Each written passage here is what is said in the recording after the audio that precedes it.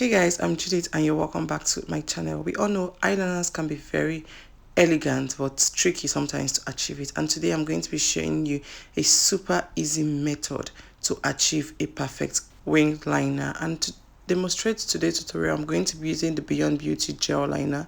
You can use any liner of your choice, whether it's a liquid liner, whichever one that works for you is perfect, but this is what I'm going to be using with this flat brush. First, I'm going to place the brush and line the outer corner of the eyes and just tell her to look down and get the shape first.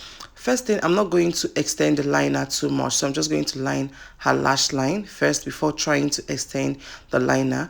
And I'm holding her eyes upwards because I want to get a thin liner. This way, holding her eyes upwards is going to give me a thin liner, and remember, you can always increase the size you want. But if you start off with a very intense liner, it's going to be difficult for you to get that perfect wing liner. So just make sure you line the lash line first and make sure it's just perfect. I tell her to look up and try to raise her eyes up to line the inner corner of the eyes, because I want that part looking really tiny, because that part doesn't have to look big at all, because it's supposed to start like tiny from the inner corner and get intense at the outer corner of the eye. So this is where I increase the wing. I increase the wing as much as I want it to be, so I just gently increase it little by little by little, because I don't want it looking too much, because if it's too much I can't reduce. So I just tell her to look up so I can just join the liner to the lower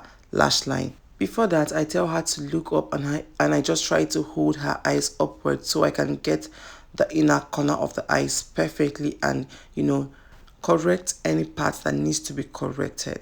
Then to line the waterline, I let the gel liner get tacky a bit. This way it won't irritate her eyes or go into her eyes or just make her eyes teary. So I just use my powder puff to bring down, just to hold down her eyes to be able to get this right.